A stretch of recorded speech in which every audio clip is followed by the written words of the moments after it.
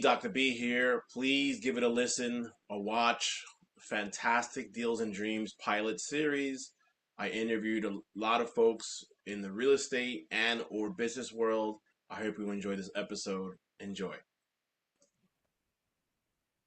Hi everybody, welcome to another edition of the Dr. B Show. I'm here with the great Diana Feinstein. Diana, how you doing?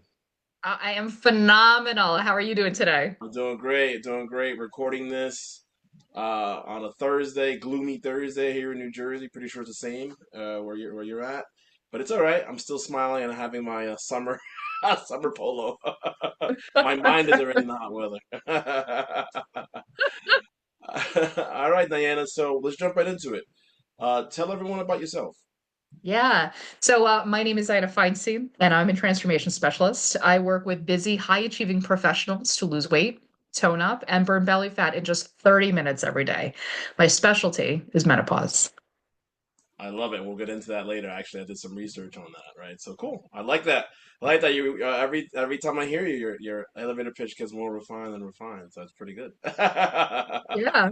I love it. Shout out to Chris and Olivia from Group Coach Nation. So I did some research. I always start at the easy peasy with education because that's my background a little bit. Mhm. You went to Yeah. Benedict University. You're a certified personal trainer, and you're also a master health coach, right? Through precision nutrition, right? So how do you think all that Great. education helped you in what you're doing today? Oh, I love this question. So when I was in finance, I was one of the many things that I did was actually financial modeling. So what the model produced was just a series of, here are the inputs, you put it into the model and it produces outputs. So if you think about time and people's behaviors, right, we have 86,400 seconds. These are data points, right? Moments of mindfulness. It's how people spend their day. And so how people spend their day when you actually plug it into the model, what's the outcome or like what's the health that is happening on the other side? And so, the markets are irrational, people are irrational. And so, how do you reverse engineer it? So, I want this outcome. How do I re engineer my model? And how do I evaluate these inputs? So, we fall to the level of our habits 95% of the time. We rise to the level of our goals 5% of the time. And so, if we think about, let's say, physics, velocity versus vector, right? If you change the vector, but you keep the velocity, where you end up changes significantly. So, in all of those moments of mindfulness that you have in the day, the 86,400 seconds, what if you actually re engineered your habits, right?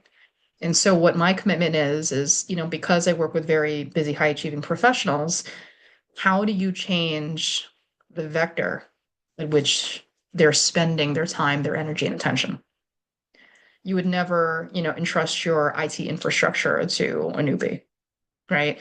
You wouldn't get, somebody like right out of college. You're paying really for the experience and for a specific outcome, right? And so our underutilized asset, ourselves and executives' health, what if you actually approached it with the same kind of gravitas as, let's say, your IT infrastructure? What would that unlock? Oh And my so my God. premise here with MaxPact Health is if you unlock and leverage the most underutilized asset, specifically in high achieving women, you actually reduce the noise.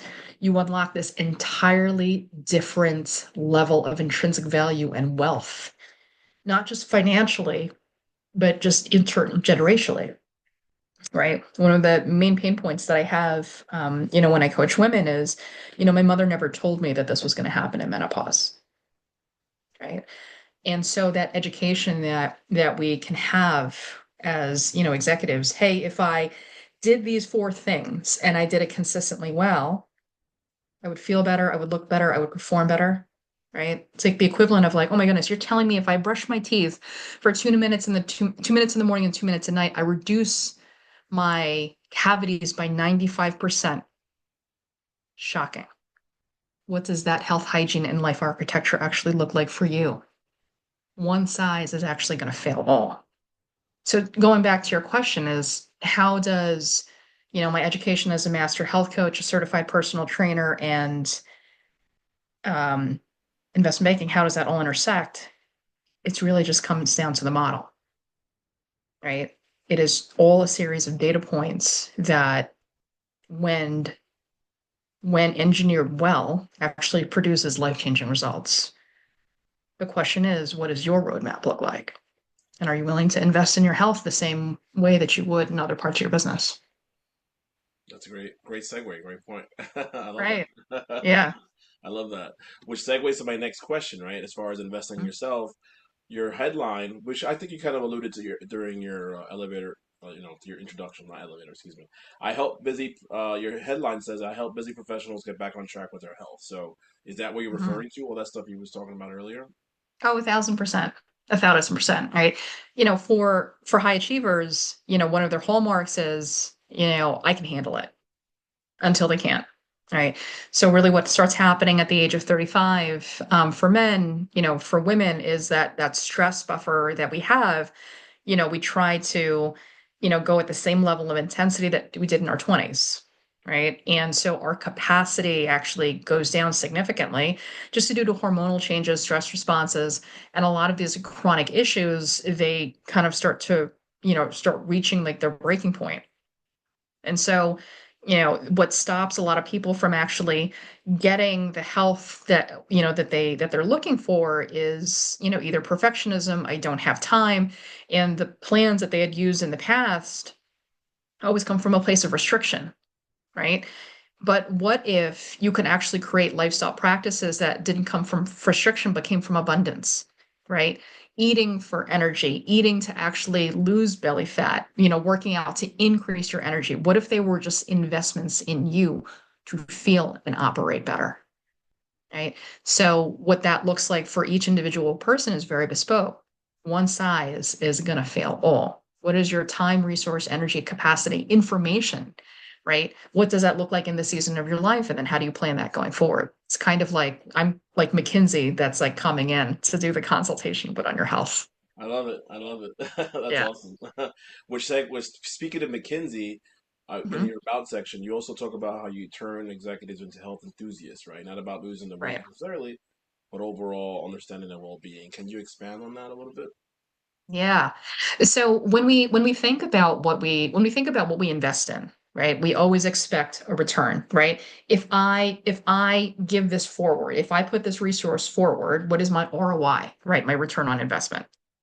And so people become enthusiastic, it's very human nature. If we think about like Maslow's hierarchy of needs, right? It's about growth, it's about autonomy, right? The people that I'm working with, they already have their core needs met, right? Housing, safety, all of the Water, things. shelter, et cetera at the So, bottom. right. Yeah. It's already met, right? So then it becomes about legacy and like succession planning and autonomy. Right? So they're going to become enthusiastic when I invest my time, energy, attention, and resources into this one thing, I actually become enthusiastic and it becomes my way of being because it's fulfilling for me, right? So if you find when you find your passion, when you find your joy, when you find the thing that like taps into like your deep why, that's what they become enthusiastic about. And so my posit is, well, why can't it be your health? What if your health were actually the ultimate leverage point, the ultimate power play? I love that. I love that. That's like almost like a cliffhanger, but I love that. Yeah. I Yeah. love Would you be willing? it. Exactly. Would you want to take that chance and jump off the cliff? Yeah, I love it. I love it. I'm gonna get a little more technical, right? I found this totally. article from Mayo Clinic. So as women get older, as they get older, women may notice they stay at their usual weight, or losing weight becomes harder, right? It's Mhm. common for weight gain Right. for a few years before menopause. During the time as perimenopause, right? Weight gain That's right. often Hmm. continues at about the rate of 1.5 pounds each year as a woman goes through her 50s, right?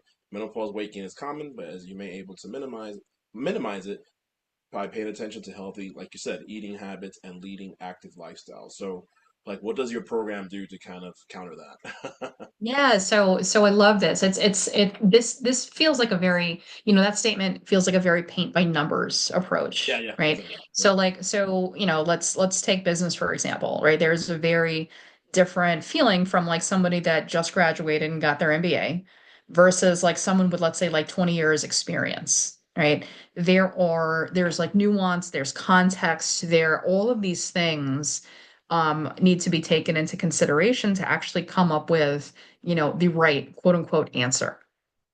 And so when you think about this through a black and white lens, eating less, right? Eating less focuses on so you can, let's say, let's just take this in terms of assets, right? So my premise is you actually have to eat more of the right things to lose the weight. Because if you eat less of junk food, great, but you actually have to eat more protein to maintain that lean muscle growth. Not all exercise is created equal, right? So what is your end goal? And what does that nuance look like, for that specific person, right? Define eating healthy, define success in your life, right? Define wealth. Like, my husband's a lawyer, and he always says to me, well, the answer is in the defined terms. And so when you read stuff from like this, like the Mayo Clinic, well, how do you define active lifestyle? How do you define habits? Like if you were to follow this generic advice, information would actually lead to transformation. So my thing is, well, what's mine is like the gap analysis. What is the gap between information versus transformation? I look deeply into that gap. Yeah, it's about using that information, using that data, right, and then from that, Right. make what key decisions like in the world of business, right? Only you're doing it out 100%. for help for your own body, right? So cool, That's right. excellent. So speaking of your body, tell us about what you got going on. I don't know if you have it yet, but tell me what you got going on, cooking girl. Yeah. Look at your So, coaching program. Did you totally. define it? Yeah. Did we define it this one? So I have two tracks in my program. I do one-on-one coaching for both men and women. It's very high touch. And so it depends on, what the person's goals are, what their starting point is. And so it's basically like a 2-week incubator. I have people get a biometric tracker. I recommend Aura, and they actually, using my app, they send me everything they put in their mouth, but it has to be without shame and without judgment. Ah, that's the big kicker, Even right? Hagen does. What even Hagen Even does at the hugging end have to everything. love Yeah, that. everything. I've helped a 400-pound man lose 200 pounds, Wow. right? Okay. I've helped, women going through an existential crisis and need to lose 3 pounds, right? Yeah. There's nothing that you're going to throw at me that I can't help them with. The question is that person, ready, willing, and able to help themselves, right? And am I their person, right? So at the end of that 2-week program, think about it like McKinsey coming in to do their baseline assessment. Then we can get an understanding of like what their beginning point is. And from there, I actually build out a very bespoke program that, optimizes the highest performing health habits within just 30 minutes a day. Right. And what that 30 minutes portfolio looks like is a pretty deeply personal thing. Right. So most of my clients will work anywhere between 40 to 100 hours a week. They have no time to spare. So that's one track. That's one-on-one coaching. And then I actually have group coaching specifically for women in menopause. And so studies have shown that people learn 5.2 times faster. Thank you, Chris and Olivia. Okay. So I'm going to be Remember them. launching. So I'm going to Love be it. launching a group coaching program specifically for women in menopause that go through the changes that, what is the gap between knowing and doing, right? So there's a huge information gap when it comes to menopausal health and actually understanding the accessibility of like what's actually relevant for that woman at that time in her life. So menopause can start anywhere from the age of like 35 to like 55. And so someone that's 35 years old has a very different lifestyle from someone that's 55 years old. And so we all start with like a baseline assessment so that we can actually hyper curate, what that experience looks like for each and every person, while still driving at what are the underlying core human needs that get people to execute, to do the things that they need to do that are in their best interest, right? So, I love digging into, self-limiting beliefs, inner critic, all of that. Like none of us are immune from that. And, we first start with scaffolding. Okay. Define what like 101 nutrition looks like for a woman in menopause. Like we'll start with protein, protein, and by the way, it's actually more protein, right? We start with having them start regulating like their hunger cues, looking what movement looks like, and then all of their biometric tracker from the aura ring, I actually see real time how it is that they're moving. So let's just think about it from an investing perspective. You have 168 hours in a week, opportunities to invest.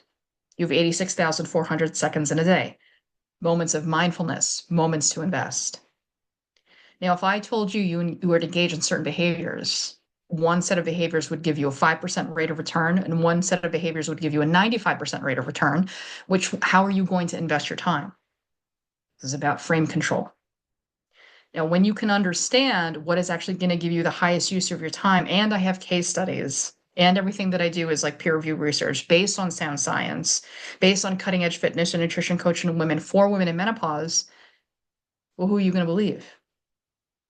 And when you actually start seeing results and you start feeling better, and I can guarantee a statistically significant result in your blood work between the 90-day and 120-day mark, would you be willing? Right? Do the work, get the Yeah, results. I love Right? that. It's all about statistical significance. So, Absolutely, 100%. Oh, I love that. yeah, I love that. I love that. And I love that it's a very customized to every person, right? You can't just cookie cut, hey, no, do this, do that, do this, because everybody's different. Literally, right? Pun intended, everybody's everybody's right. different, right? So I love that. So the best way to prevent menopause, according to the same article, is through move more, eat less, check your, obviously, food intake, limit alcohol, seek support where you can. Anything Mhm. else you want to add to that, to that, that the article missed, or maybe anything Yeah. to add to that? So, I would, again, everything comes down to the defined terms. Define what support looks like, right? Define support. Is that support nervous system regulation? Is it breath work? Is it a coach? Is it a community? Right? Like if the Mayo Clinic article were enough, no woman would have menopause symptoms or pain. None of them would, Right, exactly. Right, right? right. So it's about taking the information that you have and actually making it emotionally resonant. The success that an individual has comes down to emotional resonance. I guarantee you, if any woman were to read this, they wouldn't feel any kind of emotional resonance, right? And so when people interact with me, if I'm their person, right, I'm a very firm believer that two people with two great intentions does not equal a great relationship. And so when you're seeking support, what does emotionally resonant support look like? And nobody can answer that except that human. It's not going to be reading the Mayo Clinic menopause It article. won't be in an article or blog, anything like that, right? Only the individual can Mm-mm. answer that, right? So That's right. I love that. That's right. Good point. I love it. I love it. You think good well on your feet. I love that. What final thoughts would you give for someone who's in a position who's obviously in your ideal avatar or space, Mhm. offense of whether it's working with a professional or just struggling? Yeah. What's the cost of not taking action? What's the cost of not taking action? How many years of almost are you going to live? How many years are you going to be putting yourself on the back burner? If anything in this podcast resonated with you, that's not a mistake. You can find more about me at www.maxpacthealth, that's MaxPact health.com, or on Instagram at MaxPact Health. DM me the word rewire. We fall to the level of our habits 95% of the time, and we rise to the level of our goals 5% of the time. The question is, are you willing? Are you willing? I love that. On that note, thank you so much, Diana, for your time today. I had a fun time, and I know we've been wanting to do this for a while. And look, half an hour passed, and look, they say, what is it? Time flies when you're having fun, as they say. Thank you so much. Thank you, Diana Feinstein, everybody. Take care. Hey, Dr. B, hope you enjoyed this limited edition Deals and Dreams pilot. I hope you really enjoyed it. Hope you got some insight. And remember, as Mike Lee would say, you are one big deal away from making it happen. All right, take care.